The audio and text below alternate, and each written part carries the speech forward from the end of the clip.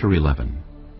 When Jabin king of Hazor heard of this, he sent word to Jobab king of Madon, to the kings of Shimron and Akshaph, and to the northern kings who were in the mountains, in the Arabah south of Kinnereth, in the western foothills, and in Naphath Dor on the west, to the Canaanites in the east and west, to the Amorites, Hittites, Perizzites, and Jebusites in the hill country, and to the Hivites below Hermon in the region of Mizpah.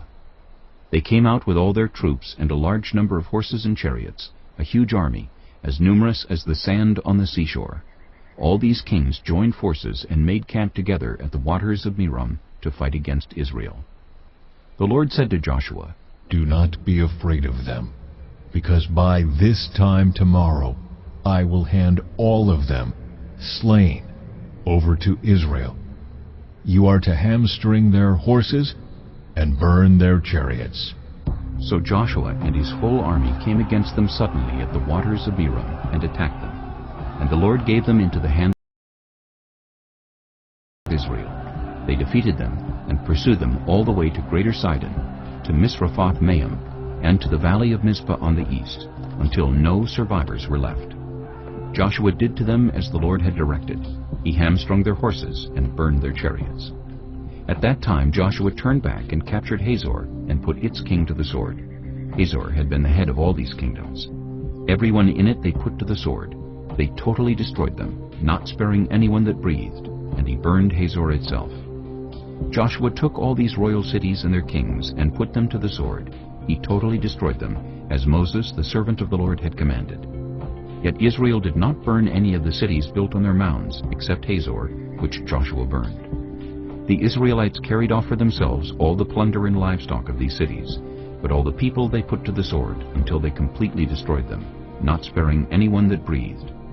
As the Lord commanded his servant Moses, so Moses commanded Joshua, and Joshua did it. He left nothing undone of all that the Lord commanded Moses.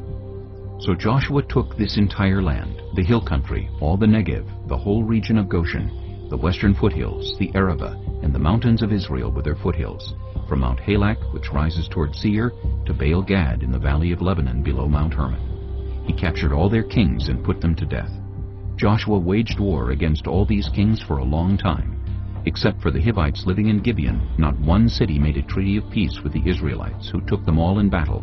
For it was the Lord himself who hardened their hearts to wage war against Israel, so that he might destroy them totally, exterminating them without mercy, as the Lord had commanded Moses. At that time Joshua went and destroyed the Anakites from the hill country, from Hebron, Debir, and Anab, from all the hill country of Judah, and from all the hill country of Israel. Joshua totally destroyed them and their towns. No Anakites were left in Israelite territory. Only in Gaza, Gath, and Ashdod did any survive. So Joshua took the entire land, just as the Lord had directed Moses, and he gave it as an inheritance to Israel according to their tribal divisions. Then the land had rest from war.